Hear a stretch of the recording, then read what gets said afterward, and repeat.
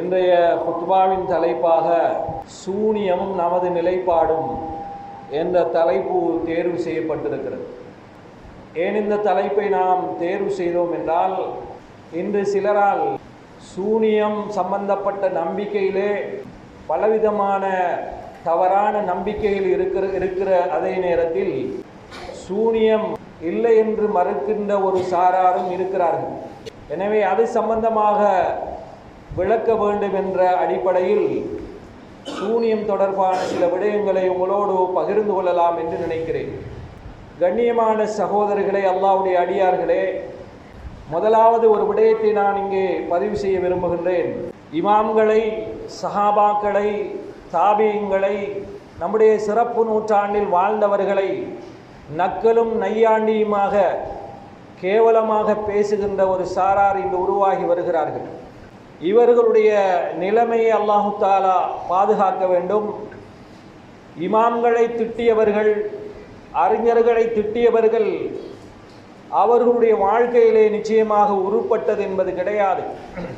ஏனென்றால் இமாம்கள் என்பவர்கள், அறிஞர்கள் என்பவர்கள், சஹாபாக்கள் என்பவர்கள் இந்த தீனுக்காக தன்னை அர்ப்பணித்துக் கொண்டவர்கள். அப்படிப்பட்டவர்களை கேவலமாகவும் கீழ்த்தரமான வார்த்தைகள் கொண்டும் பேசுவது என்பது நிச்சயமாக நம்மை இழிவுபடுத்தும். இது சம்பந்தமாக முஹம்மது சாபூனி என்று சொல்லக்கூடிய அறிஞர் சவுதியில் நடந்த ஒரு மாநாட்டிலே பேசுகின்ற பொழுது, அவர் அறிஞர்களை கேவலப்படுத்துவர்களை அல்லாஹ் எப்படி கேவலப்படுத்துகிறான் என்று சொன்ன சில விடயங்களை சொல்லிவிட்டு என்னுடைய தலைப்புக்குள் நுழையலாம் என்று நினைக்கிறேன். சகோதரர்களே, ஒரு மனிதர் சாபூனி அவர்கள் ரஹ்மஹுல்லா அவர்கள் ஒரு சபையில் இருக்கின்ற பொழுது அங்கே மக்கள் எல்லாம் நிறைந்திருக்கிறார்கள். அவர் சொல்லிக் கொண்டு வருகிறார் சத்தமாக, மக்கள் எல்லாம் நபிகளாரை எல்லை மீறி புகழத் தொடங்கிவிட்டார்கள். நபிகளாருடைய சிறுநீர் சுத்தமானது என்று சொல்கிறார்கள் என்று சொல்லிவிட்டு அவர் சொல்கிறார், அப்படியா, அது புகாரியிலே வரக்கூடிய ஒரு ஹதீஸாக இருக்கிறது, அதை நான் விரும்பவில்லை என்று சொல்கிறார். புகாரியிலே நபிகளார் ஸல்லல்லாஹு அலைஹி வஸல்லம் அவர்கள் ஒரு சிறுவனை அப்படியே படுக்க வைத்து அவன் மீது சிறுநீர் கழித்தார்கள் என்று ஹதீஸ் வருகிறது புகாரியிலே என்று சொன்னபோது இமாம் சாபூனி அவர்கள் கேட்கிறார்கள், நீ எந்த புகாரியை நாடுகிறாய் என்று கேட்கிறார்கள். அதற்கு அவர் சொல்கிறார், புகாரி ஷரீஃபை தான் நான் நாடுகிறேன் என்று சொன்னபோது புகாரி ஷரீஃபை எடுத்து காட்டு என்று சொல்லி அவருடைய வாகனத்தில் இருந்த புகாரி ஷரீஃபை எடுத்து கொடுத்து எடுங்கள் என்று சொன்னால் ஒரு ஹதீஸை எடுக்கிறார். சகோதரர்களே, ஹதீஸ் உண்மைதான். அவர் சொல்கிறார், ஹதீஸ் என்பது அவர் சொன்னது உண்மைதான். ஹதீஸ் ஒன்று புகாரிலே வருகிறது, கம்மின் ஆயிபின் கௌலன் சஹீஹன் வஆஃபத்துஹு மின் ஃபஹ்மி ஸகீமி என்ற ஒரு கவிஞர் சொல்கிறார். அந்த கவிதையை அவர் பாடி காட்டுகிறார். அதாவது எத்தனையோ குறை சொல்லக்கூடியவர்கள், நல்ல சரியான வார்த்தைகளை குறை சொல்லக்கூடியவர்கள் ஏன் குறை சொல்கிறார்கள் தெரியுமா? அவர்களுடைய நோயான ஆபத்தான அவர்களுடைய அந்த பார்வைதான், விளக்கம்தான் காரணமாக இருக்கிறது என்று சொல்கிறார். ஏன்னா ஹதீஸ் இருக்கிறது, ஹதீஸ் எடுத்து காட்டுகிறார். ஆனால் அந்த ஹதீஸ் எப்படி இருக்கிறது? நபிகளார் ஸல்லல்லாஹு அலைஹி வஸல்லம் அவரிடத்திலே ஒரு சிறுவன் கொண்டு வரப்பட்டது. அந்த சிறுவனை நபிகளார் மடியிலே வைத்திருக்கின்ற பொழுது அந்த சிறுவன் சிறுநீர் கழிக்கிறான். அப்பொழுது நபிகளார் ஸல்லல்லாஹு அலைஹி வஸல்லம் நீரை எடுத்து வரும்படி சொல்லி அந்த நீரை எடுத்து அந்த சிறுவனுடைய சிறுநீர் பட்ட இடங்களுக்கு தெளித்து விடுகிறார்கள். நபிகளார் ஸல்லல்லாஹு அலைஹி வஸல்லம் அவர்கள் அதை நீரினால் தெளித்து கொண்டார்கள் என்று வார வார்த்தையை அவர் எப்படி விளங்கி இருக்கிறார் என்றால், சிறுவனை மல்லாக்கப்படுத்திவிட்டு அந்த சிறுவன் சிறுநீர் கழித்த அந்த சிறுவனுக்கு மேலே அந்த சிறுநீரை சுத்தம் செய்வதற்காக வேண்டி நபிகளார் அந்த சிறுவனை மல்லாக்கப்படுக்க வைத்துவிட்டு அந்த சிறுவன் மீது நபிகளார் சிறுநீர் கழித்தார்கள் என்று அந்த ஹதீஸை விளங்கி இருக்கிறார். சுப்ஹானல்லாஹ். இவர் யார் தெரியுமா? அந்த சபையிலே இமாம்களை கேவலப்படுத்தி அசிங்கப்படுத்திய ஒரு மனிதர். ஹதீஸை அவருக்கு சரியாக விளங்க தெரியவில்லை. ஹதீஸை தவறாக விளங்கி நபிகளார் ஒரு சபையில் ஒரு பிள்ளையை வச்சுட்டு அதுக்கு மேலே நின்று சிறுநீர் கழிப்பார்களா? இப்படி ஒழுக்கமற்ற ஒரு செயலை செய்வார்களா நம்முடைய நபிகளார் ஸல்லல்லாஹு அலைஹி வஸல்லம்? எப்படி விளங்குகிறார்? ஏன் அல்லாஹ் அந்த இடத்திலே அவருக்கு கேவலத்தை உண்டுபடுத்துகிறான். அதாவது எந்த அளவு கேவலம் என்று சொன்னால், ஹதீஸ் இருக்கிறது, அந்த ஹதீஸை தவறாக புரிந்து மக்களிடத்திலே பிரச்சாரம் செய்கிறார். இவர் யார்? இமாம்களை வெறுக்கக்கூடிய, இமாம்கள், அறிஞர்கள், முன்னுண்டான சஹாபாக்களுடைய செய்திகளை மறுக்கக்கூடிய, ஏற்காத ஒரு நபரை அல்லாஹ் இந்த உலகத்தில் கேவலப்படுத்துகிறான். எனவே நமக்கு முன்னால் தியாகம் செய்து இந்த இஸ்லாம் வாழ வேண்டும் என்பதற்காக தன்னுடைய உயிரை கொடுத்த இமாம்களை, தன்னுடைய ஆயுளை கொடுத்த இமாம்களை, அறிஞர்களை திட்டுவர்களுடைய நிலைமை இதுதான் இன்று நாங்கள் பார்க்கிறோம். அவர்கள் இமாம்களை குறை சொல்கிறார்கள், அவருடைய 1008 குறைகளை அல்லாஹ் வெளிப்படுத்துகிறான், கேவலப்படுத்துகிறான். எனவே குர்ஆன் சுன்னாவை புரியக்கூடியவர்கள் முன்னுண்டான சஹாபாக்கள் எப்படி புரிந்தார்கள், தாபீங்கள் எப்படி புரிந்தார்கள், தபா தாபீங்கள் எப்படி புரிந்தார்கள் என்பதையெல்லாம் உதறி தள்ளிவிட்டு, உதாசீனப்படுத்திவிட்டு, இமாம்களை காலுக்கு கீழால் போட்டு மிதிப்பவர்களுடைய நிலை இதுதான் என்பதை சாபூனி ரஹ்மஹுல்லாஹ் அவர்கள் சொல்லி காட்டுகிறார்கள். இன்னொரு சம்பவத்தையும் அவர் சொல்கிறார். ஒருத்தர் வந்து சொல்கிறார், அஷ்ஷாபி மன்ஹாவுலாஇ அல் அஇம்மா, இந்த இமாம்கள் யார்? ஷாபி என்றா யாரு, மாலிக் என்றா யாரு, இவங்கெல்லாம் எங்களுக்கு என்னத்துக்கு? ஹவுலாஇ துல்லால், இவர்களெல்லாம் சமுதாயத்தை வழிகெடுத்தவர்கள் என்று சொல்லிவிட்டு மக்களை எல்லாம் கூப்பிட்டு ஹதீஸை வாசிக்கிறதுக்கு வாங்க அப்படின்னு கூப்பிடுறார். இது குவைத்தில் நடந்த ஒரு சம்பவம் என்பதை அவர் பதிவு செய்கிறார். வருகின்ற பொழுது அவர் எடுத்து விரித்து வாசிக்கிறார் ஹதீஸை. ஹதீஸுடைய தலைப்பை வாசிக்கின்ற பொழுது பாபு ஹல்கு தக்கரி என்று வாசிக்கிறார். அது எப்படி வாசிக்க வேண்டும்? பாபு ஹிலக்கு திக்ரி என்று வாசிக்க வேண்டும். ஹல்கு தக்கரி, தக்கர் என்றால் ஆண் உறுப்புக்கு சொல்வது, ஹல்க் என்று சொன்னால் அதை அதாவது வலிக்கிறதுக்கு சொல்வது. பாருங்க, ஆண் உறுப்பை வலித்தல், அறுத்தல், வெட்டுதல் என்ற அர்த்தத்திலே அதை வாசிக்கிறார். ஆனால் அந்த தலைப்பு எப்படி இருக்கிறது? திக்ருடைய சபைகளில் கலந்து கொள்வது. ஹிலக்கை என்று சொன்னால் என்ற இடத்திலே சபைகள், அது திக்ர் என்றால் திக்ருடைய சபைகள் என்று வாசிப்பதற்கு தலைகீழாக வாசிக்கிறார். அங்கிருந்த மக்கள் சொல்கிறார்கள், சல்லத் லிசானக அலா உலமாஇ உம்மத்தி முஹம்மத், முஹம்மது ஸல்லல்லாஹு அலைஹி வஸல்லம் உம்மத்திலே இருக்கின்ற இமாம்களை நீ இழிவாக பேசினாய், ஃபஅவுகஅல்லாஹ், அல்லாஹ் உன்னை தவறில் போட்டு விட்டான் என்று அங்கிருந்த மக்கள் எல்லாம் கேவலமாக அவரை பேசுகிறார்கள். சகோதரர்களை சிந்தித்து பாருங்கள்.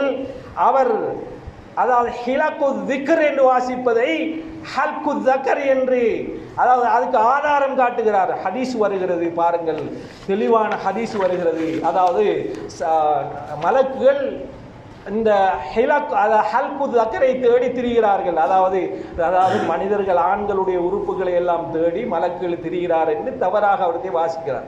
ஆனால் மலக்குகள் எதற்கு செல்கிறார்கள்?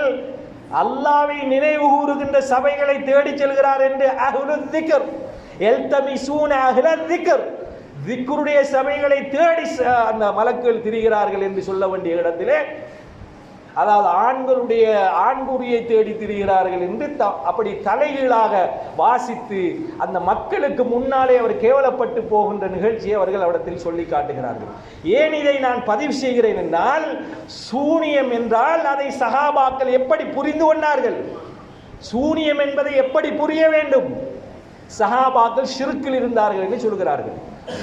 எவ்வளவு வாய் கூசாம சொல்கிறார்கள். நபிகளாரை ஷிர்கை புரியாமல் இருந்தார்கள் என்று சொல்கிறார்கள். அதுக்கப்புறம் தாபியங்கள், தபா தாபியங்கள் போன்றவர்களும் இதை புரியாமல் அப்படியே நம்பிக்கொண்டிருக்கிறார்கள்.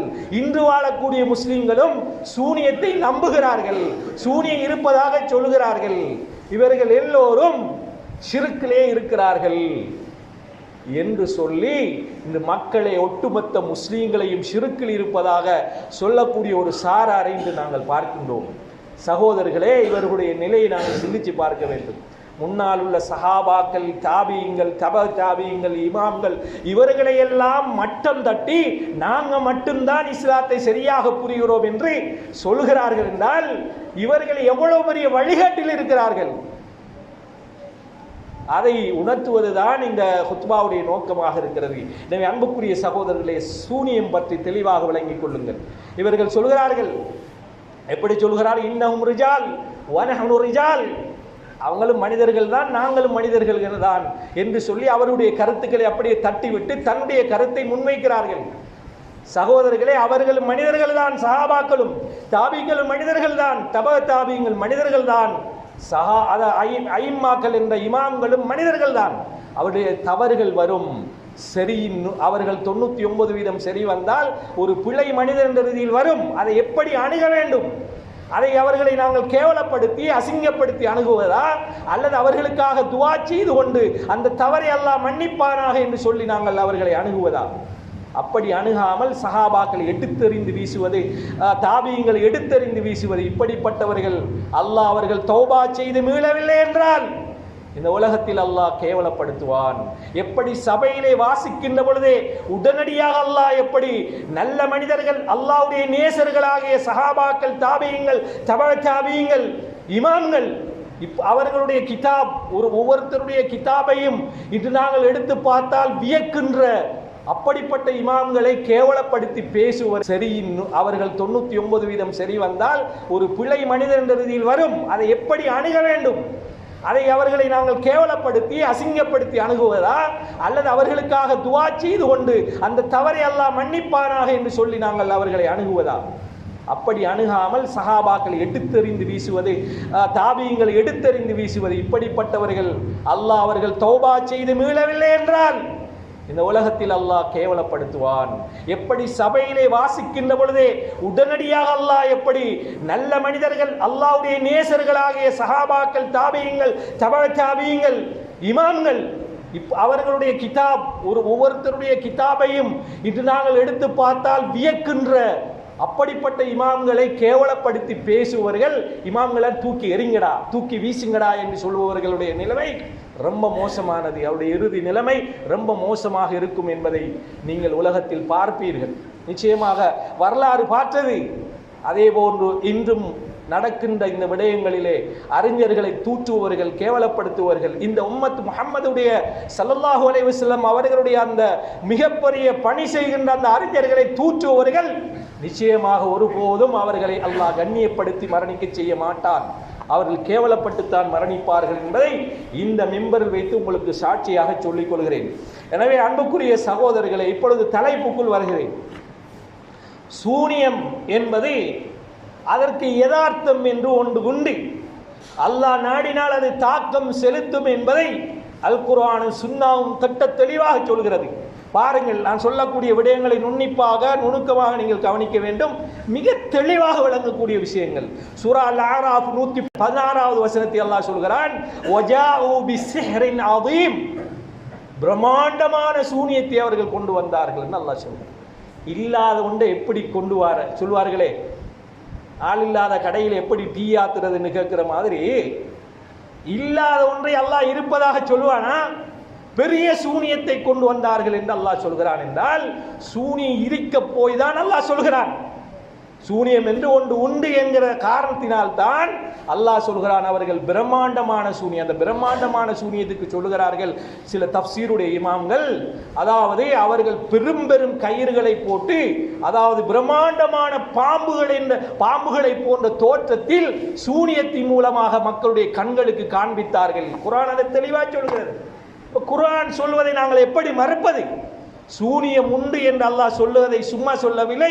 பிஸ்ஸிஹ்ரின் அதீம், மிகப்பெரிய சூனியத்தை அவர்கள் கொண்டு வந்தார்கள் என்று அல்லாஹ் சொல்கிறான். என்றால் இல்லாத ஒன்றை எப்படி கொண்டு வர முடியும்? எனவே இருக்கிற ஒன்றைத்தான் கொண்டு வர முடியும்.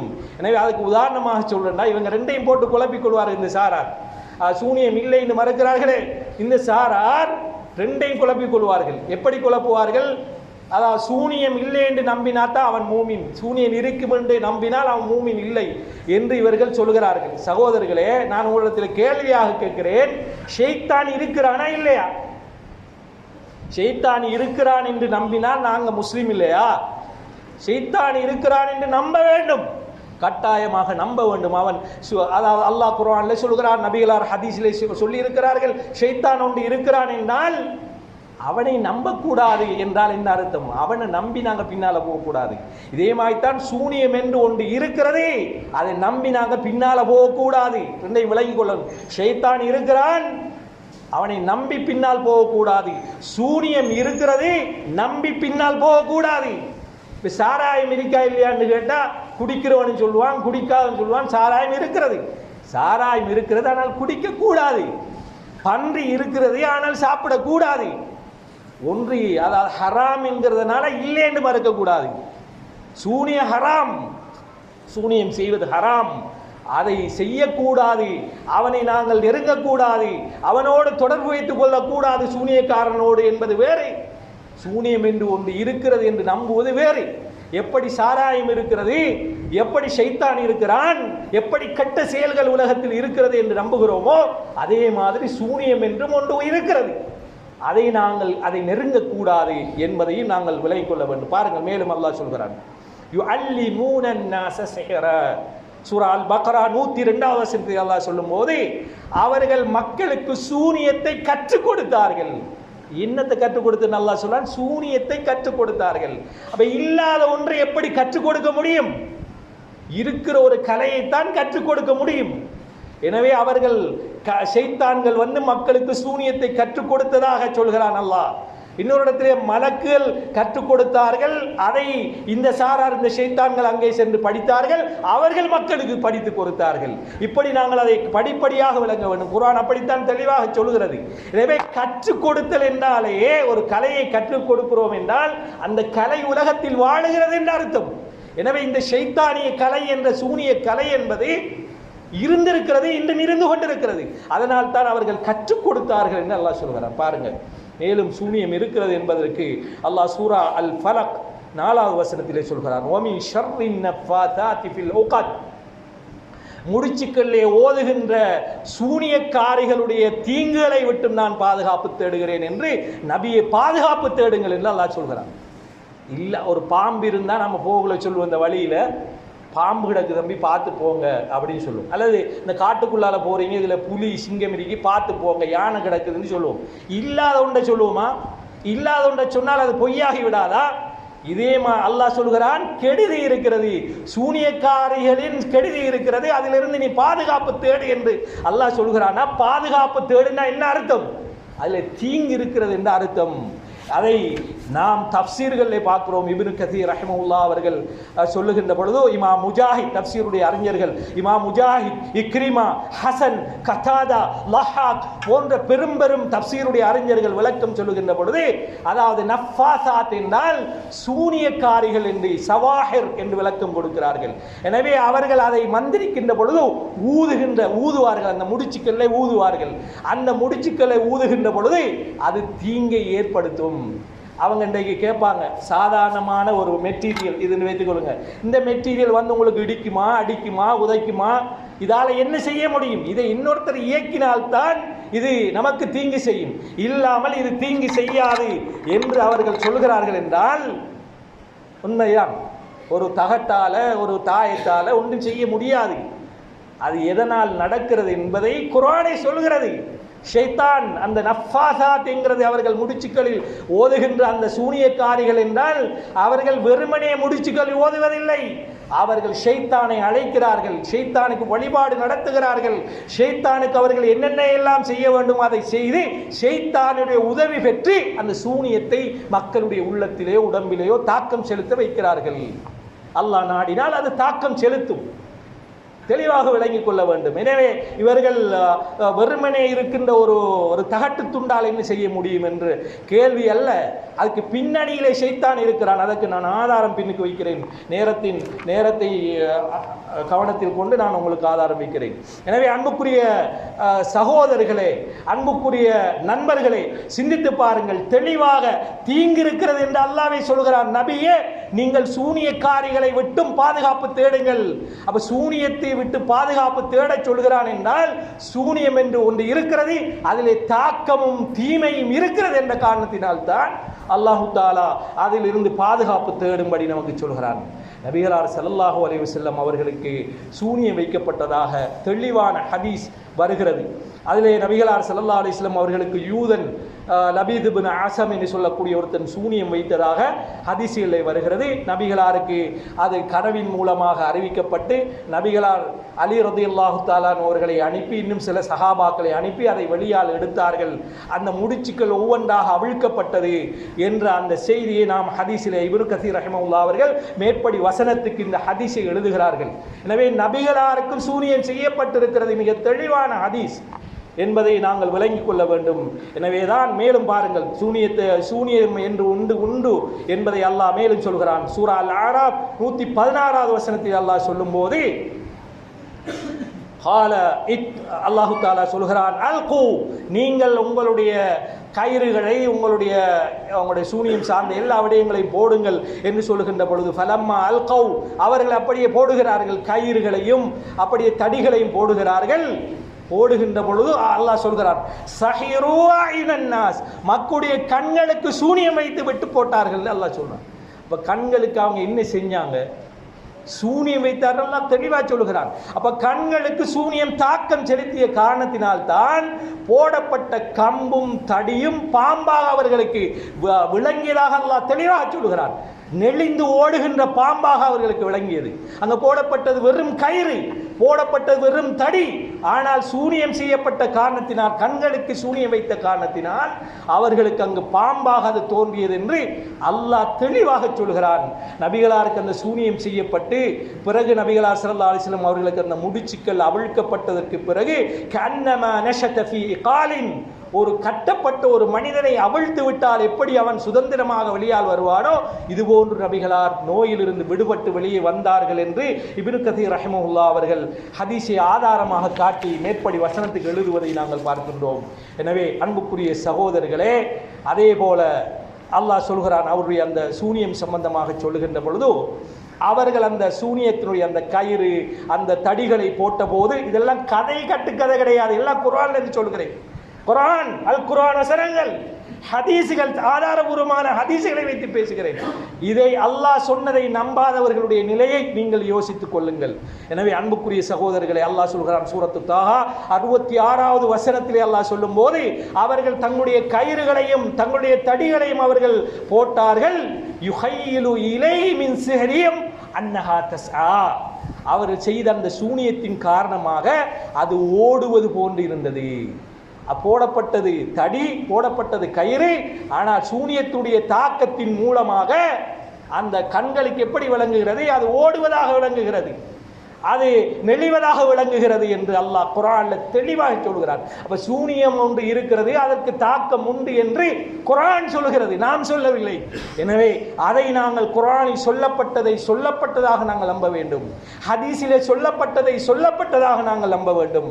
அடுத்ததாக அன்புக்குரிய சகோதரர்களே, அல்லாஹ் ஒன்றிலிருந்து பாதுகாப்பு தேட சொல்கிறான் என்றால், மஅமர் அல்லாஹுல் இஸ்திஆதத இல்லா ஃபீஹி ஷர், அல்லாஹ் ஒன்றிலிருந்து பாதுகாப்பு தேடுங்கள் என்று சொல்கிறான் என்றால் நிச்சயமாக அதிலே கெடுதி இருந்தே ஆகும்.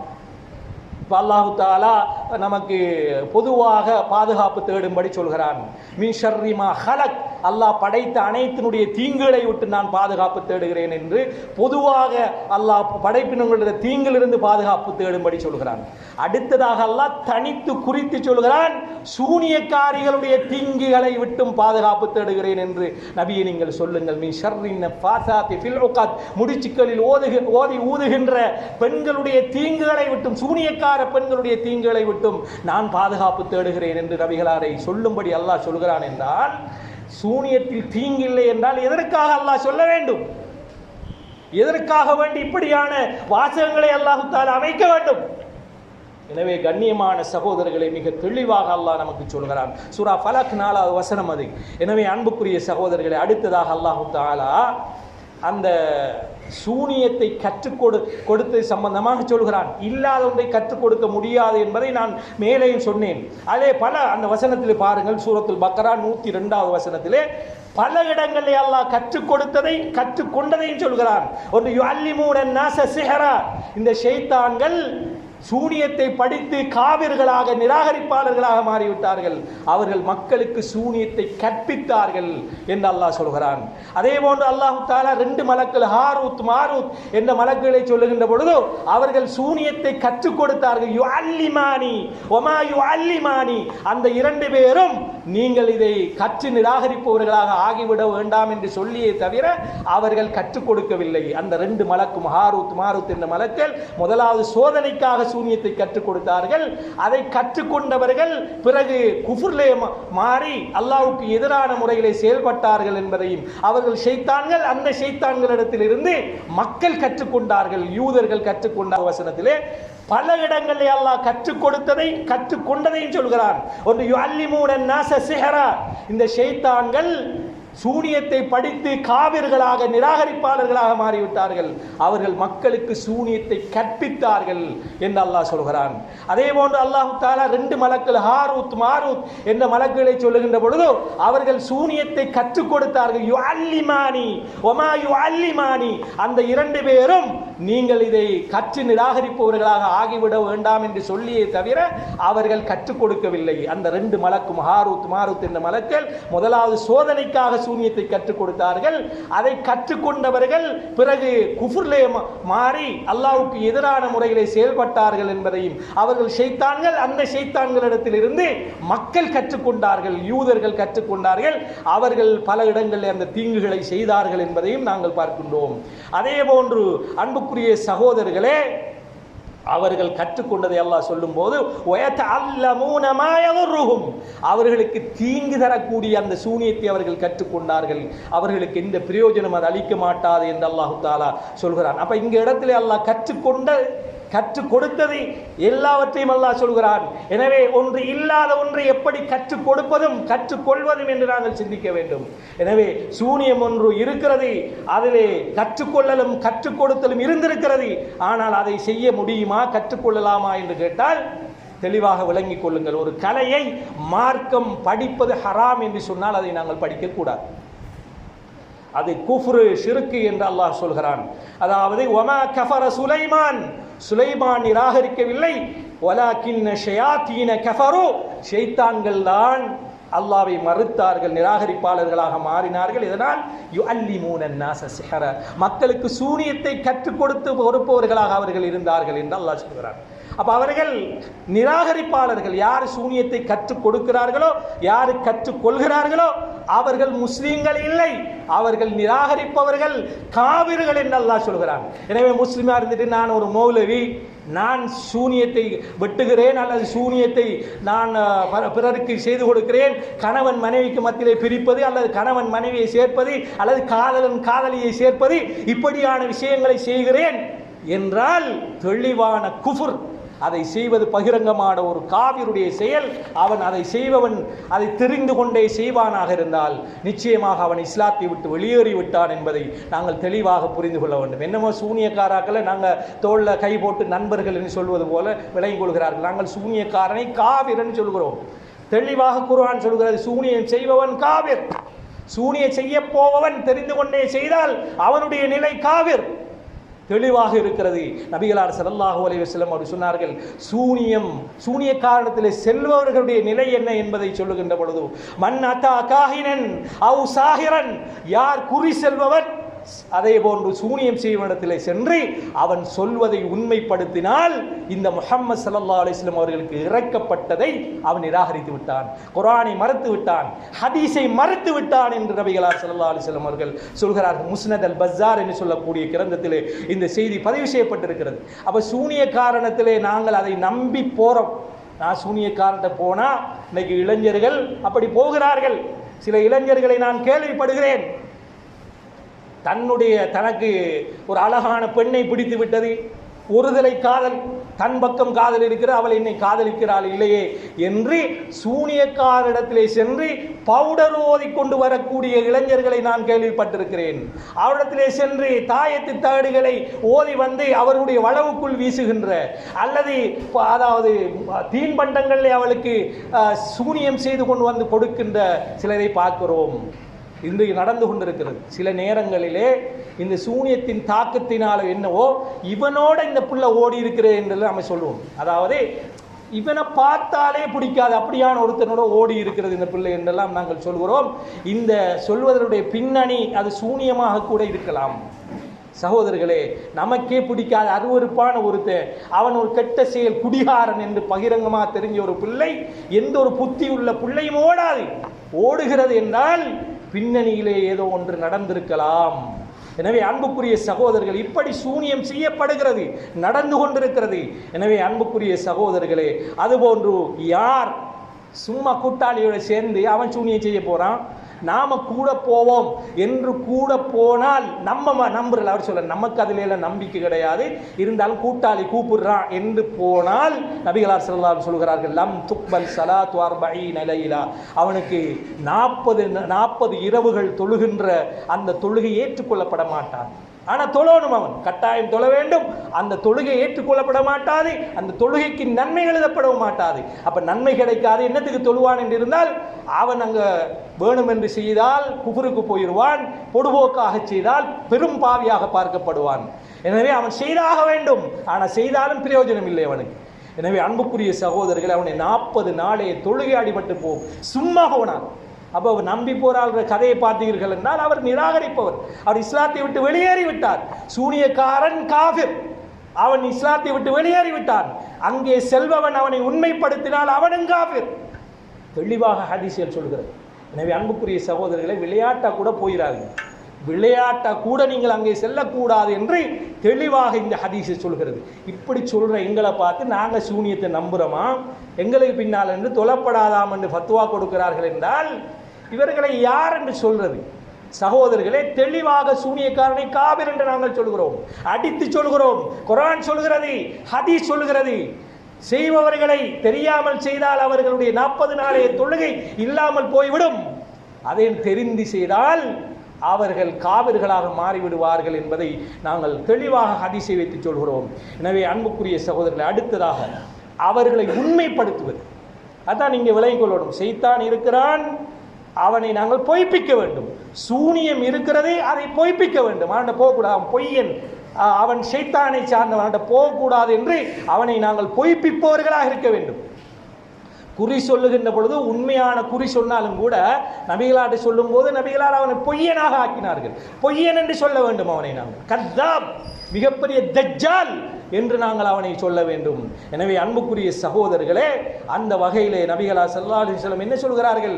அவனை உண்மைப்படுத்தினால் நீ நிராகரிப்பவனாக மாறிவிடுவாய் என்பதை மேற்படி பஸாரில் வரக்கூடிய ஹதீஸை நான் உங்களுக்கு சொல்லி காட்டினேன். அதே போன்று இன்னொரு வகையில் சில அறிஞர்கள் சொல்வார்கள், எப்படி என்றால், சூனியம் நமக்கு வச்சுட்டாங்க, இப்போ அந்த சூனியத்தை எடுக்கிறதுக்கு என்ன வழி இருக்கிறது, சூனிய காண்டத்தில் போனால் தான் அதை எடுக்கலாம் என்று சில அறிஞர்கள் சொல்கிறார்கள். உண்மையிலேயே பெருவாரியான அறிஞருடைய தீர்ப்பு என்னவென்றால், சூனிய காலத்தை செல்லக்கூடாது. நான் மேலே சொன்ன அந்த ஹதீஸ்கள், குர்ஆன் வசனங்கள் அது நிராகரிப்பு என்பதை சொல்கிறது. எனவே சூனிய காலத்திலே செல்வது கூடாது. அப்படி நாங்கள் அதை சூனியத்தை வெட்டுறதுக்கான, சூனியம் செய்யறதுக்கு இல்லை, சூனியத்தை வெட்டுறதுக்கு போற ஒரு சாரார் இருப்பாங்க. நாங்கள் செய்ய போறோம், எங்களுக்கு செய்யப்பட்ட சூனியத்தை வெட்டுறதுக்கு போறோம் என்று சூனியத்தை இல்லாமலாக்க போகிறோம், ஃபக் சிஹர் என்று சொல்வார்கள் அரபியில். சூனியத்தை இல்லாமலாக்க போகிறோம் என்று அதுக்கு ஒரு சாரார் இருக்கிறாங்க. அவங்க மௌலை வேஷத்திலே இருக்கிறார்கள், ஒரு சாரார். இன்னொரு சாரார் சாமியார் வேஷத்திலே இருக்கிறார்கள், இன்னொரு சாரார். இப்படி ஒவ்வொருத்தரும் ஒரு சாரார் இருக்கிறார்கள். நீளமான தாடி, ஆளை பார்த்தா பெரிய தோற்றம், இதை பார்த்து மயங்கி மக்கள் போய் கொண்டிருக்கிறார்கள். ஷைத்தான், அதாவது ஒரு முஸ்லிமுடைய வடிவில் இருக்கிற ஷைத்தான், அவன்கிட்ட நீங்க போறீங்கன்னா அவனோட ஈமானை இழப்பீர்கள் என்பதை தெளிவாக புரிந்து கொள்ளுங்கள். எனவே அவரிடத்தில் நாங்கள் எந்த வகையிலும் போகக்கூடாது, செய்ய போகக்கூடாது, செய்ததை எடுக்க போகக்கூடாது. அப்ப நமக்கு செய்ததை எந்த வழியில எடுக்கிறது, அது சிம்பிள், சாதாரண விஷயம். அதை எடுப்பது என்பதை எல்லோருக்கும் செய்ய முடியுமான சாதாரண விஷயம். அன்புக்குரிய சகோதரர்கள், அதுக்கான வழிகாட்டலையும் இன்ஷா அல்லாஹ் உங்களுக்கு முடிந்தால் நான் தருவேன்.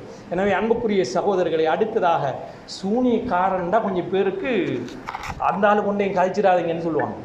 ஏனென்றால் சூனியக்காரன் அவன் உங்களுக்கு ஏதாவது செஞ்சிருவான் என்று சூனியக்காரனை அல்லாவை பயப்படுவது போட்டு பயப்படுறான், அல்லது அதுக்கு மேலால பயப்படுறான். நாங்கள் இன்றைக்கு நேரத்தில் 25 வருஷமாக சவால் விட்டுக்கிட்டு இருக்கோம். 7 மாணவன் சேரா சூனியத்தைன்னு சொல்லி பகிரங்கமாக சவால் விடுறோம். சூனியம் இல்லைன்றதுக்காண்டி இல்லை, அல்லாஹ் மீது உள்ள நம்பிக்கை. அல்லாஹ்வுக்கு முன்னால் நீ தூசி ஒன்றுமில்லை, உன்னால் எதுவும் செய்ய முடியாது, அல்லாஹ் நாடாமல் எங்களுக்கு எதுவும் செய்ய முடியாது என்ற நம்பிக்கையில் மேடையிலே பேசியிருக்கிறோம். பகிரங்கமாக சூனியக்காரனுக்கு முன்னால் நாங்கள் பேசியது போது கூட அவன் போலீஸை கூட்டிட்டு வந்தானே தவிர அவனால் எங்களுக்கு எதுவும் செய்ய முடியவில்லை. ஏன்? நாங்கள் தவக்கல் அலல்லாஹ், அல்லாஹ் மீது தவக்கல் வைத்திருக்கிறோம். அல்லாஹ் குர்ஆனில் சொல்கிறான், நீ அவனை பயப்படாதே, அவனை கண்டா நீ ஏன் பயப்படுறா, குல்லன் யுஸீபனா இல்லா மா கதபல்லாஹு லனா ஹுவ மௌலானா. அல்லாஹ் எங்களுக்கு விதித்ததை தவிர வேற எதுவும் நடக்க மாட்டாது. அவன்தான் எங்களுடைய எஜமானாக இருக்கிறான். மூமின்கள் அவன் மீதே நம்பிக்கை வைக்கிறார்கள். நாங்கள் அல்லாஹ் மீதான் நம்பிக்கை வைப்போம். ஒன்னால் ஒருபோதும் எங்களுக்கு எந்த ஒன்றையும் செய்துவிட முடியாது. அப்படித்தான் ஏதாவது நடப்பதாக இருந்தால் அல்லாஹ் நம்முடைய விதியிலே இன்னது நடக்க வேண்டும் என்று எழுதி இருந்தால் நிச்சயமாக அது நடக்கும், நடந்தே ஆகும்.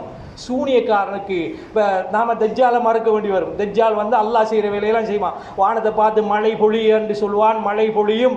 அதே போன்று ஒரு ஆளை ரெண்டா வெட்டி திரும்ப ஒட்டி உயிர்ப்பித்து எழுப்பி காட்டுவான். இதெல்லாம் யாருமே அல்லாஹ்வுடைய வேலை. அல்லாஹ் சில நேரங்களில் சோதனைக்காக சிலவற்றை கொடுப்பான். இதுபோலதான் சூனியக்காராக்களுக்கும் சில கட்டங்களில் இப்படி செய்வதற்கான சந்தர்ப்பத்தை அல்லாஹ் கொடுக்கிறான். இவர் ஈமானோடு வாழ்கிறார்களா அல்லது இவர்கள் அந்த நம்பிக்கையில் போய் விழுந்து விடுகிறார்களா என்பதை சோதிப்பதற்காக அல்லாஹ் ரப்புல் ஆலமீன் இப்படியான சோதனைகளை நடத்துவான். அது உலகத்தில் நாங்கள் வந்திருப்பதை பரீட்சாத்த கூடம், இது ஒரு பரீட்சைக்காக நாங்கள் வந்திருக்கின்ற பரீட்சை கூடம் என்று சொல்லுகின்ற பொழுது அந்த பரீட்சார்த்திகளாக இருக்கின்ற நாங்கள் நிச்சயமாக சோதிக்கப்படுவோம். சூனியத்தால் சோதிக்கப்படுவோம், தஜ்ஜாலால் சோதிக்கப்படுவோம், ஷைத்தானால் சோதிக்கப்படுவோம். இப்படி பல விடயங்களால் நாங்கள் சோதிக்கப்படுவோம் என்பதை நாங்கள் விளங்கிக் கொள்ள வேண்டும். எனவே அன்புக்குரிய சகோதரர்களே, சூனியக்காரனை கண்டு பயப்படாதீங்க. நான் ஒரு நாள் ஒரு ஊருக்கு போயிருந்தேன். அப்போ ஒரு இந்த பாவா என்று சொல்லக்கூடிய ஒருத்தர் வந்திருக்கார். அவருக்கு 10 ரூபா காசு அப்போ கொடுக்குறாங்க, ஒரு 10-15 வருஷத்துக்கு முன்னால். அப்போ கொடுத்த போது அவர் தூக்கி எறிஞ்சிட்டு துப்புன்னு துப்புறாரு. அந்த வீட்டு பொம்பளாண்டைக்கு பயந்து மடங்கி போய் நின்றா. அப்போ நான் சொன்னேன், ஏன் பயப்படுறீங்க? இல்லை அவர் ஏதோ ஓதிட்டு போகிறாரு, எனக்கு என்னமோ நடந்துடும் அப்படின்னு பயப்படுறேன். இப்படியெல்லாம் பயந்து தான் சூனியக்காரன் ஏதாவது போய் சொன்னாலும் வெளியெல்லாமல் சொல்ல மாட்டோம். ஒருத்தனுக்கு உண்மை ஒன்று நடந்து விட்டால் அவன் ஊரெல்லாம் சொல்லி தெரியுவான். ஆனால் 99 பேருக்கு பொய் தான் நடந்திருக்கும். ஆனால் அந்த 99 பயத்தில் சொல்ல மாட்டேன். நாம் சொன்னால் நமக்கு எதுவும் செஞ்சிருவானோ, நம்மளோட வீட்டுக்கு கடைக்கு சிலாக்கள் எப்படி பயப்படுற, நம்முடைய வீட்டுக்கு செஞ்சிருவான், நம்மளோட கடைக்கு செஞ்சிருவான், நம்மளோட வயலுக்கு செஞ்சிருவான். இப்படியெல்லாம் சூனியத்தை பயந்து சாகிறார்கள். உண்மையான மூமின் பயப்படக்கூடாது. உண்மையான நேரடியான ஆயுதத்தை தன்னுடைய கன்னத்தில் வைத்தாலும் பயப்படாமல் இருக்கிறார்களே இந்த ஒரு சாரார்.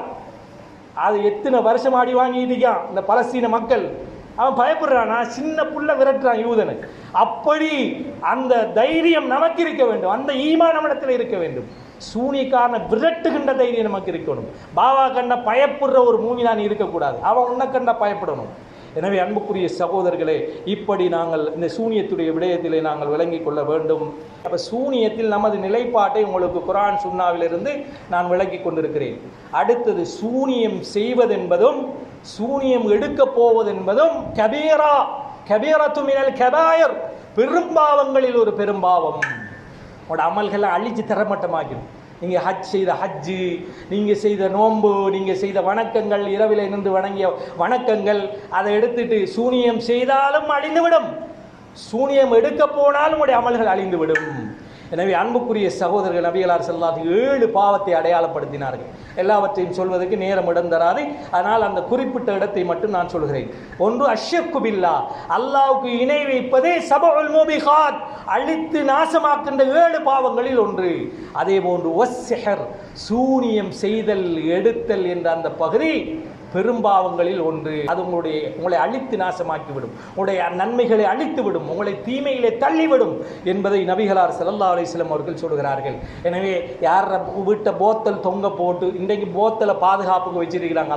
அல்லாஹ்வுல நம்பிக்கை இல்லாமல் கடைகளில் இஸ்மா எழுதி அப்படியே ஒட்டி பாதுகாப்பு வைத்திருக்கிறார்கள்.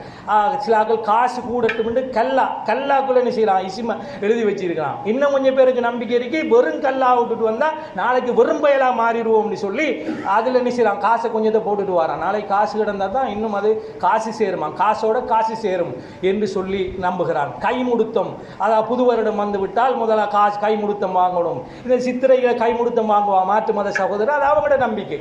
அதை நாங்கள் கொச்சைப்படுத்தவில்லை. நாம் நம்முடைய சகோதரர் கைமுடுத்தம் வாங்குறான். என்னடா இஸ்லாத்தில் இருக்கிறாய் நீ? சீட்டு குலுக்கிறதுக்கு சீட்டு குலுக்கினா தான் போறல, தனக்கு சீட்டு குலுக்கிறதுக்கு தான் போறல, இன்னொரு ஆள் அனுப்புறேன் ஏன்னா அவர் போனால் முதலாம் நம்பர் எடுப்பார், 2ஆம் நம்பர் எடுப்பார் என்று நம்புகிறான். சகோதரர்களே, அல்லாது அதுதான் சீட்டு கொடுக்கிறதை மறைமுகமாக நடக்கக்கூடிய ஒரு விஷயம். யாருக்கு என்ன ஒன்றுன்னு தெரியாது. அதனால தான் அதை நாங்கள் சீட்டில் துண்டில் எழுதி போடுகிறோம். தெரிஞ்சு இன்னார் அனுப்பினா முதலாம் நம்பரை எடுப்பார், 2ஆம் நம்பரை எடுப்பார் என்று நம்பி அனுப்புவது எவ்வளவு தவறு. சிலாக அந்த காலால புறந்தாக்கள் ஒரு கதை சொல்லுவாங்க. அந்த யாருக்காவது அந்த கால் கை உலுக்கிக்கிட்டா என்ன செய்வாங்க, அவள் காலால் பிறந்தவ, காலால் பிறக்கலாமா முதலாவது, சீசர் பண்ணி தான் வழியால் எடுப்பான். காலால் வந்து புள்ள பிறக்க போகுதுன்னா காலால் பிறந்தா அம்மா டெத் ஆயிடுவான். அப்போ சீசர் பண்ணி பிள்ளைய வழியால் எடுத்துருவான். அவன் தலையால் தான் பிள்ளை பிறக்கணும், தலையால் தான் ஒவ்வொரு குழந்தை பிறக்கும்.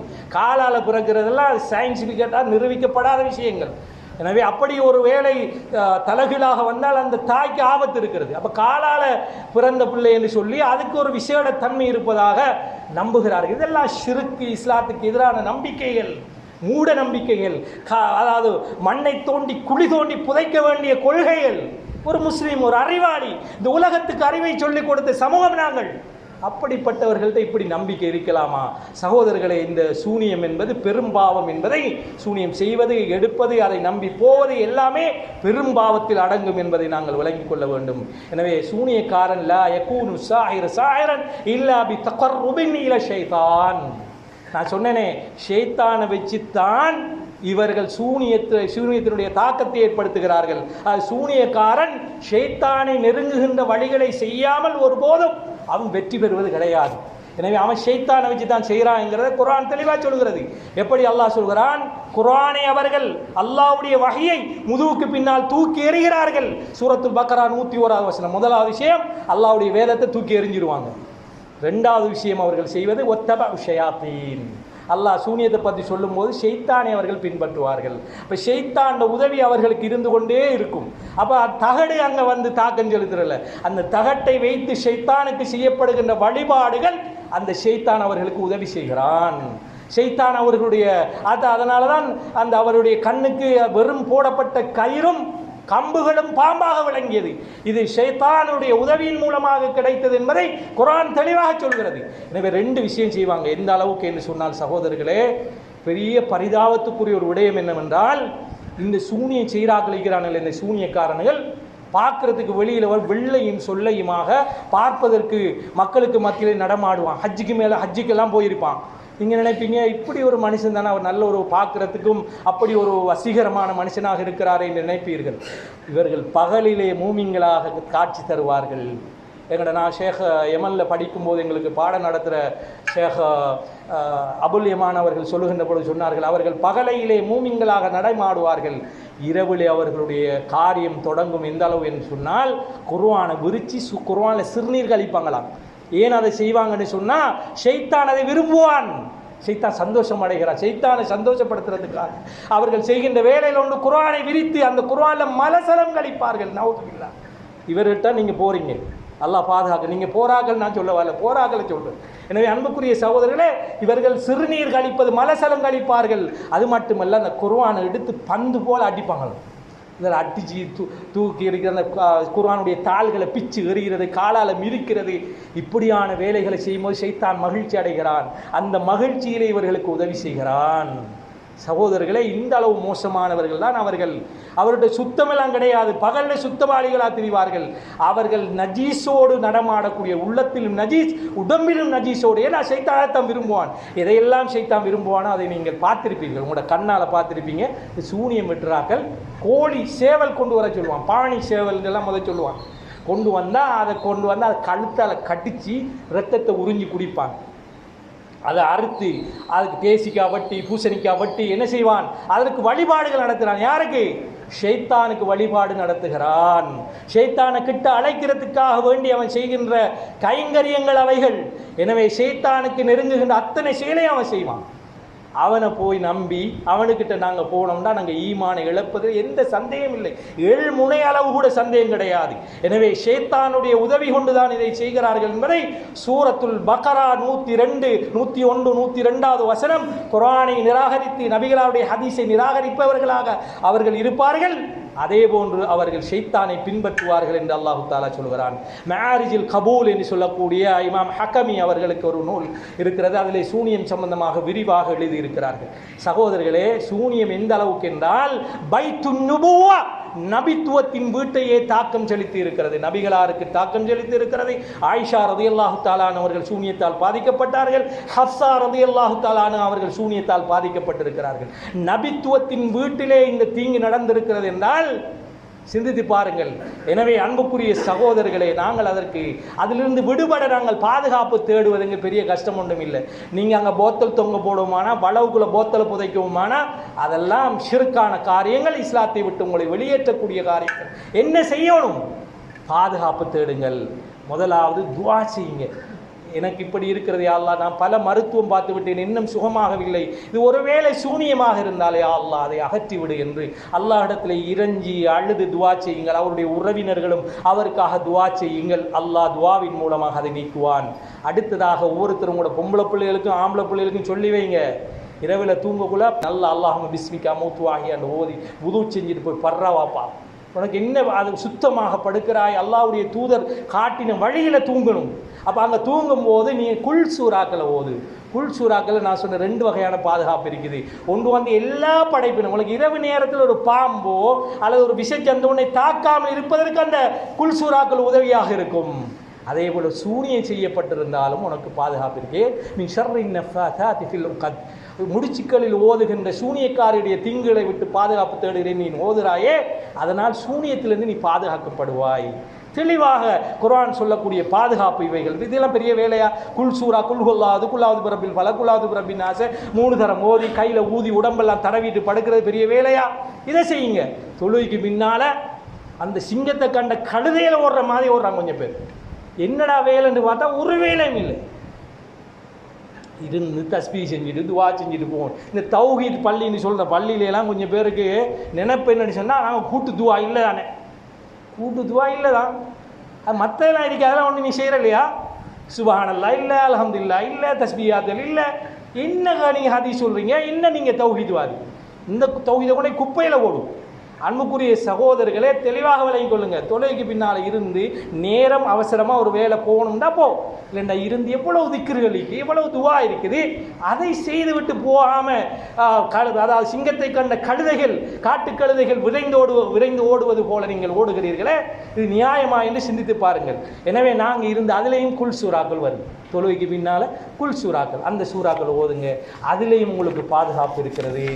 எனவே அன்புக்குரிய சகோதரர்கள், இன்னொரு மிகப்பெரிய பாதுகாப்பு என்ன தெரியுமா? சூனியத்திலிருந்து மற்ற எல்லாத்திலிருந்து ஒரு பாதுகாப்புக்கு மிக அழகான ஒரு மருந்து தான் நான் முன்னர் பேசியிருக்கிறேன். சுபஹு தொழுகை ஜமாத்தோடு தொழுவது. சுபஹு தொழுகை யார் ஜமாத்தோடு தொழுகிறாரோ அவர், ரசூலுல்லாஹ் சொன்னார்களே, அவன் ஷைத்தானை விட்டும் தீங்குகளை விட்டும் பாதுகாக்கப்படுகிறார். அனைத்து பாதுகாப்பு அவனுக்கு கிடைக்குது. அல்லாஹ்வோட பாதுகாப்பு நேரடியாக கிடைக்கும். அப்போ நமக்கு சூனியம் செஞ்சாலும் பலிக்காது, அது நமக்கு தாக்கத்தை செலுத்தாது. சுபஹு தொழுகிற ஒரு மனிதன் பாதுகாப்பு பெறுகிறான். எனவே சுபஹு தொழுபவர்களாக நாங்கள் மாற வேண்டும். எனவே அன்புக்குரிய சகோதரர்கள், சஹாபாக்கள் சொல்றாங்க, குல்லாவது பிரபில் ஃபலக், குல்லாவது பிரபின் நாஸ் என்ற இந்த சூறாக்கள் எப்பொழுது இறங்கியதோ அப்பொழுது நாங்கள் மற்ற எல்லாத்தையும் விட்டுட்டு இந்த சூறாக்கள் ஓத தொங்கி விட்டோம். எங்களுக்கு ஏதாவது தீங்கு வந்தாலும் சரி, நோய் வந்தாலும் சரி, இதை ஓதுறது, ஊதுறது, முழு உடம்புலையும் தடவுறது, இப்படியாக நாங்கள் செய்வவர்களாக மாறிவிட்டோம் என்று சொல்லக்கூடிய செய்தி இப்னு கதீர் ரஹ்மத்துல்லாஹி அவர்கள் தன்னுடைய தஃப்சீரிலே எழுதுவதை நாங்கள் பார்க்கின்றோம். எனவே அன்புக்குரிய சகோதரர்களே, இந்த சூனியக்காரர்கள், அதாவது அவர்களுடைய நிலை என்னவென்று சொன்னால், ஹராமாக உழைக்கிறார்கள். சூனியக்காராக்கள் உழைக்கிற உழைப்பு நீங்கள் கொண்டே ஹலாலாக உழைச்சி ஹராத்தில் செலவழிக்கிறீங்க. சூனியக்காரத்தை கொண்டே கொடுத்தால் அவன் ஹராமாக உழைக்கிறான்.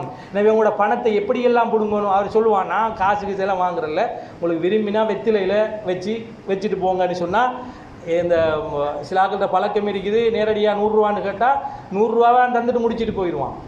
100 ரூபாவில் உங்களுக்கு விரும்பினது தாங்கன்னு சொன்னால் அவன் 1000 ரூபாயும் தருவான். அதனால் இது ட்ரிக்ஸ் தான். இது இந்த சூனியக்காராகிற ட்ரிக்ஸ் என்ன? உங்களுக்கு விரும்பினதை நீங்கள் வெத்திலையில் மடித்து வச்சுட்டு போங்கன்னு சொன்னால் அவனுக்கு நோயும் குணமாயிரும் என்று வைத்துக்கொள்ளுங்கள். அப்போ என்ன செய்வான்? குணமாயினவன் நம்மளாக்கள் பல் வலி வந்தால் என்ன செய்கிறது? பல் வலி வந்தால் லேசாதில் 1000 நோம்பு கூடி பண்ணி விட்டுருவான். லேசாயினத்துக்கு பிறகு தான் யோசிப்பான், 1000 நோம்புக்கு நான் நேர்ந்தேன், என்னால் பிடிக்கலுமான்னு அப்போ யோசிப்பான். அதை மாதிரி ஒரு மனிதனுக்கு நோய் வந்தால் எதையும் செய்ய தயாராகிடுவான். அப்போ அவனுக்கு எவ்வளவு நேரம் கொடுத்து என்னை காப்பாற்று என்ற அளவுக்கு நிற்பான். அந்த நேரத்தில் வெத்திலையில் 100 ரூபாயை வைப்பான். அவன் எவ்வளவுக்கு மேக்சிமம் அவனால் முடியுமோ அதை வைப்பான். அது அவனுக்கு பெரிய லாபமாக மாறிவிடுகிறது. எனவே அன்புக்குரிய சகோதரர்களே, இப்படி ஹராமாக உழைப்பவர்களாக இந்த சூனியக்காரர்கள் இருக்கிறார்கள்.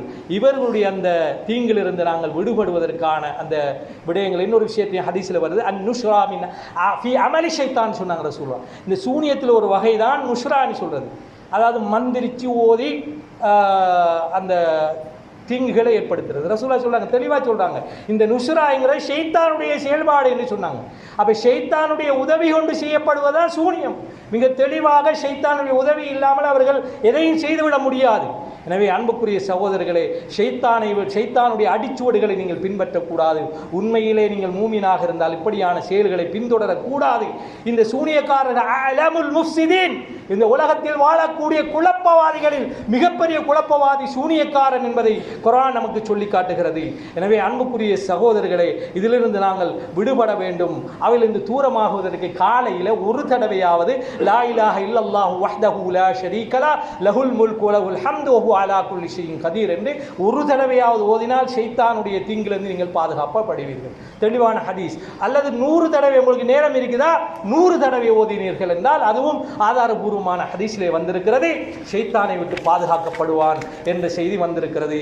எனவே அன்புக்குரிய சகோதரர்களே, நாங்கள் எங்களுடைய முன்னோர்களாகிய நாங்கள் யார்கிட்ட இல்மு எடுக்கிறோம்? கண்டவன் போனவன் வந்தவன் எல்லாம் இல்மு எடுக்கிறோம். அறிவை நீங்கள் சஹாபா குர்ஆனில் இருந்து எடுங்கள், ஹதீஸில் இருந்து எடுங்கள். அதை எப்படி சஹாபாக்கள் புரிந்தார்கள், தாபியங்கள் புரிந்தார்கள், தபா தாபியங்கள் புரிந்தார்கள், நல்ல அறிஞர்கள் இமாம்கள் புரிந்தார்கள், இன்று வாழக்கூடிய நல்ல அறிஞர்கள் எப்படி புரிந்தார்கள் என்பதை பார்த்து பின்பற்றுங்கள். அதை விட்டு யாரோ ஒருத்தர் ஹதீஸை கண்ட மாதிரி மறுக்கிறான், கண்ட மாதிரி தூக்கி எறிகிறான், பந்தாடுறான், அவனை பார்த்து அவனுடைய வாழ்க்கையில் ஒழுக்கம் இல்லை, ஒழுங்கான தொழுகை இல்லை, ஒழுங்கான இபாதத் இல்லை, அவனுக்கு பின்னால் அள்ளுண்டு போகிறோம் என்றால் நம்முடைய மன உச்சை தான் காரணம். எனவே அன்புக்குரிய சகோதரர்களே, நாங்கள் இமாம் அஹ்மது ரஹிமஹுல்லாஹ் அவர்கள் சொன்னதை இறுதியாக முத்தாய்ப்பாய் சொல்லி முடிக்கலாம் என்று நினைக்கிறேன். உந்துரு அம்மன் தாஹுது தீனக்கும், உங்களோட மார்க்கத்தை யார்கிட்ட எடுக்கிறீங்கன்னு பார்த்துக்கொள்ளுங்க. நீங்கள் உங்களோட உலக விஷயத்தில் ஒரு சட்டி முட்டி வாங்க இந்த பெருநாளைக்கு ஷர்ட் வாங்குறதுக்கு எத்தனை கடையில் ஏறி இறங்கியிருப்போம். அது சகோதரிகளை சொல்லவே வேணாம். எத்தனை கடைகளுக்கு ஏறி இறங்கி எத்தனை மணித்தியால் அதை போட்டு பிரட்டி அந்த கடைக்காரன் சவுத்து போய் இது யாவது எடுங்களேன்னு கெஞ்சிற அளவுக்கு போட்டு பிரட்டி அடிச்சுட்டு வந்தோமே. இந்த உலக விஷயத்தில் அது நல்ல கடை, நல்ல குவாலிட்டியான துணியெல்லாம் தேடினோமே. அது நியாயம்தான், தேடத்தான் வேணும். காசை கொடுத்து வாங்குறோம் இல்லையா? மார்க்கத்தை மட்டும் போனவனை வாங்கிட்டு வாரீங்களே, என்ன நியாயம்? யார் எவர் இவன் எப்படிப்பட்டவன், இந்த மார்க்க பின்னணி என்ன, சஹாபாக்களோட கருத்தை இவன் மதிக்கிறானா, குர்ஆனை மதிக்கிறானா, ஹதீஸை மதிக்கிறானா, இது எல்லாம் பார்க்க வேணாமா? அப்போ மார்க்க முடிச்சுன்னா யார் சொன்னாலும் மார்க்க ஃபத்வா கேட்குறான் யார்கிட்ட? அவனுக்கு சாதகமாக யார் சொல்லுவானோ அவனை தேடுறான். பேங்கில் போய் வேலைக்கு சேர்ந்து கொடுத்தா என்கிட்ட 2-3 பேர் கோல் எடுத்துக்கான், பேங்கில் வேலை செய்யலாமா? சகோதரர்களே, இது முன்னால் நீ கேட்கணும். நீ ஒரு வட்டிக்கு வீடு வச்சு போட்டு தான் புறவை கோல் எடுக்கிறான். ஏன் இப்போ காசு கூட கட்ட வட்டி வந்துருக்கு, இப்போ எப்படியாவது தப்புறதுக்கு வழி என்ன பார்க்குறான். முஸ்லீம் வீட்டில் கடன் எடுத்துட்டு எத்தனை பேர் என்னட்ட கேள்வி கட்டிக்கான். அது ஹராம் ஹலால்லாம் சொல்ல வரல, அவங்க கடன் கொடுக்குறாங்க. அப்போ அது இப்படி எங்கேயாவது கடன் எடுத்து நம்மகிட்ட கோல் எடுத்து கேட்குறேன். முஸ்லீமாக அந்த அது சபா நிறுவனம் அந்த அமானாவில் எல்லாம் கடன் எடுத்துருக்கிறோம்னு கேட்குறேன். நேரத்தில் நீ கேட்கணும் எடுக்கிறதுக்கு முதல்ல. எனவே அன்புக்குரிய சகோதரர்களை, அந்த பண்பு நம்மள்கிட்ட வர வேண்டும். எனவே நீங்கள் உங்களுடைய அறிவை, இஸ்லாத்தை சரியான அறிஞர்களிடத்திலிருந்து படிங்க. தவக்குல், அல்லாஹ்வை பயப்படக்கூடிய, அல்லாஹ் மீது தவக்குல் வைக்கக்கூடிய நேர்மையான நல்ல அறிஞர்களுடைய கருத்துக்களை எடுங்கள். நான் கெட்டவனா இந்த வார்த்தையை தூக்கி வீசிருங்க. நீங்கள் எடுக்கக்கூடியது அங்கே இருந்து எடுங்கள். குர்ஆன் சுன்னா அதை சஹாபாக்கள் எப்படி புரிந்தார்கள், தாபியங்கள் எப்படி புரிந்தார்கள், தபா தாபியங்கள் எப்படி புரிந்தார்கள், நம்முடைய இந்த உம்மத்தை கபூல் செய்த மிகப்பெரிய இமாம்கள், அவங்களுக்கு பின்னாலே அவங்களுக்கு போகிறது. இமாம்களுக்கு பின்னால் போக மாட்டாரா, இந்த இவருக்கு பின்னால் போவாராம். இமாம்கள் எப்படிப்பட்டவர்கள், அவருக்கு பின்னால் உனக்கு போயலாது. நீ இந்த நேரத்துக்கு தொழாதவனுக்கு பின்னால் நீ எப்படி போவாய்? எனவே அன்புக்குரிய சகோதரர்களை, நாங்கள் அறிஞர்கள், உண்மையான அறிஞர்களுக்கு பின்னால் போவோம். குர்ஆன் சுன்னாவை பின்பற்றுவோம். அல்லாஹ் ரப்புல் ஆலமீன் அப்படிப்பட்ட மக்களாக நம்மை ஆக்குவானாக. சுருக்கமாக சொல்ல போனால், சூனியம் என்பது உண்டு, அதற்கு தாக்கம் உண்டு. அதை கற்பதோ கற்பிப்பதோ அதை நம்பி போவதோ